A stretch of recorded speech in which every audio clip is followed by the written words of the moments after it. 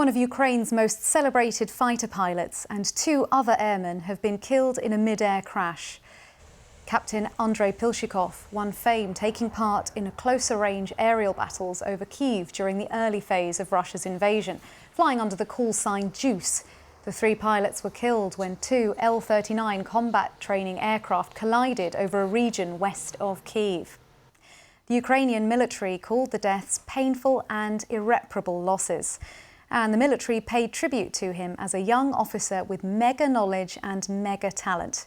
In an address, President Volodymyr Zelensky acknowledged how much Pilshchykov had done for the country. An investigation is being carried out into what happened, and of course all circumstances will be clarified. Ukraine will never forget everyone who defended the free skies of our country. Well, last year, Andrii Pilshchykov spoke to the BBC about the work he and his fellow pilots were doing, especially the difficulty of shooting down Russian cruise missiles. Have a listen to some of what he said. After school, I entered in the Air Force University. It was a dream from childhood, from the age of 5. It's my job, it's my mission. Intercepting the cruise missiles, your mission is to save the lives on the ground, to save the city. You're not able, it's a terrible feeling that somebody will die.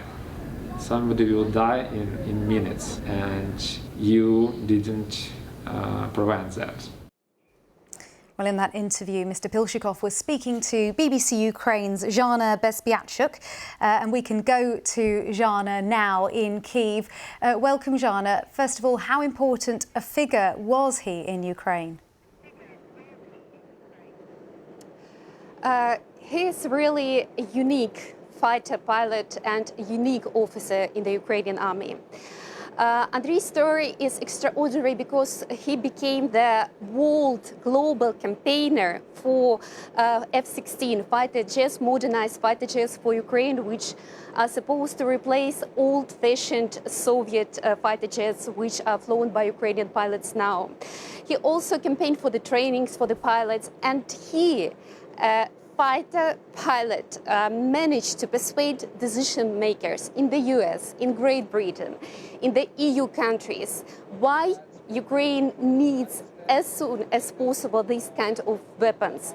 He was very, very clear about that it's not possible to carry out effective large-scale counter-offensive and retake Owen lands without these kind of modernized fighter jets. He also used to repeat this message in his interviews, in the interview that we've done with him 1 year ago, that Ukraine needs to have F-16 also to protect civilian population from Russian missiles and drones.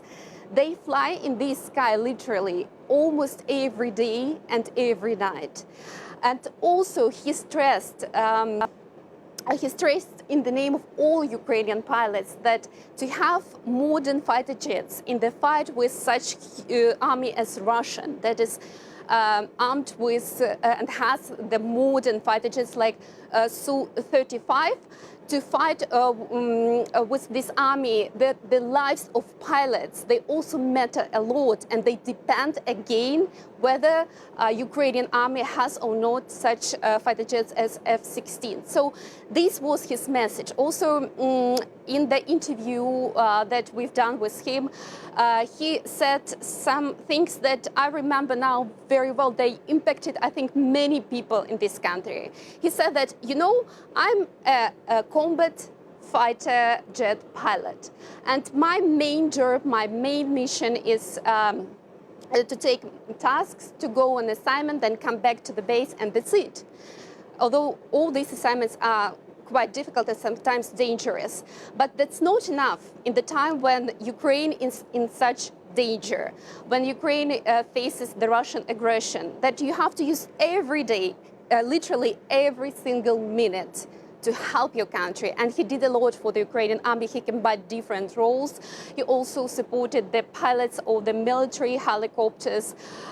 He campaigned for the weapons for them because he said that they're often forgotten to some extent and neglected. So he did lots of things and was extremely dedicated to his job. We can listen how he spoke about it.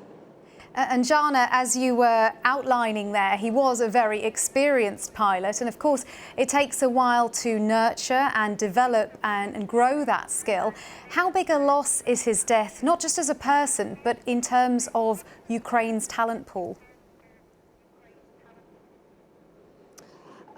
Yes. You know, every single pilot in any army, and the Ukrainian army is not exceptional, has a very important office, a very important role. Unfortunately, Ukraine's Air Force lost already quite a number of its experienced pilots. Andrii, his real name is Andrii. He has had this reputation of one of the most professional in the Ukraine's Air Force. So obviously this loss is felt right now by the Ukrainian army, and it will be felt by the Ukraine's Air Force every single day of this war when the country defends itself. And you know, now his friends, his comrades, they say that the first squadron of F-16 has to carry his name. His biggest dream was to fly one day F-16. And of course, Jana, we mustn't forget the other 2 airmen killed as well. Of course, a loss of 3 pilots there. And how important is it for Ukraine to have people like Pilshchykov as heroes to look up to in terms of morale? Yeah, you know, Andrii, he was this kind of public figure, not just, as I already mentioned, fighter, pilot, whose opinion was very important, heard by Ukrainian public, by many people outside the country. International media often did interviews with him.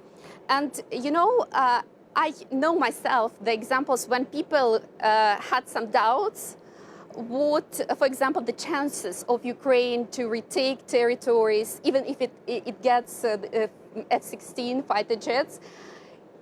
He was this kind of person that was able to motivate and encourage others to believe.